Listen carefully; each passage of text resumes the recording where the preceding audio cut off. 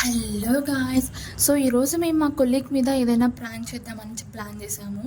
ఏం ప్రాంక్ చేద్దామా అని చెప్పి అలా ఒక గంట చించితే అప్పుడు మాకు ఒక ఐడియా వచ్చింది. అదేంటంటే నేను ఇంటి నుంచి వచ్చేటప్పుడు కొన్ని సున్నుండలు అయితే తెచ్చాను. అవి ఏమయ్యాయంటే ట్రావెలింగ్లో వచ్చేటప్పుడు కొన్ని సున్నుండలు ఇలా విరిగిపోయి పిండిలాగా తయారయ్యాయి అనమాట. సో దాంట్లో నుంచి 2 స్పూన్స్ తీసుకున్నాను.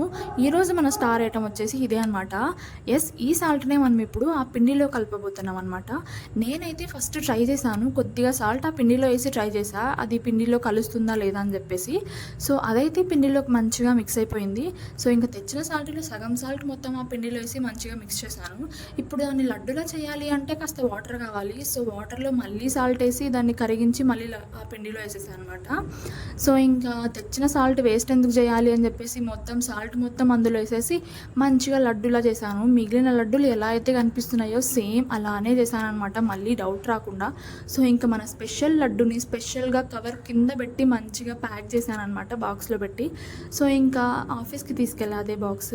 మిగిలిన లడ్డూలు అందరికి ఇచ్చేసి లాస్ట్లో మన స్పెషల్ లడ్డూని మాత్రమే లాస్ట్లో తనకి ఇచ్చాను అనమాట.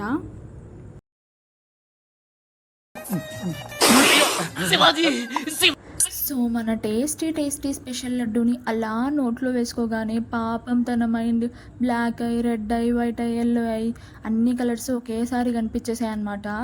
నేను అంత కష్టపడి కలిపాను. సో మొత్తం లడ్డు ఒకేసారి వేసుకుంటాడేమో అనుకున్నాను, కానీ సగం లడ్డూనే వేసుకున్నాడు. ఇంకా మొత్తం లడ్డు వేసుకుంటుంటే ఇంకా మంచిగా ఉంటుండే అనిపించింది. తను అక్కడ సఫర్ అవుతుంటే ఒక పక్క నేను టేస్ట్ ఎలా ఉంది అని అడుగుతా కూర్చున్నా. అప్పుడు తన లడ్డూని కూడా పక్కన పెట్టేసి నీకు నీ లడ్డూకి ఒక దండం తల్లి, నాకొద్దు అన్నట్టు ఎక్స్ప్రెషన్ పెట్టాడనమాట. కానీ ఆ లడ్డు అయితే చాలా అంటే చాలా సాల్టీగా ఉంది. ఒకవేళ మేము ఆ లడ్డు తినింటే పక్కా వామిటింగ్ చేసుకునే వాళ్ళం.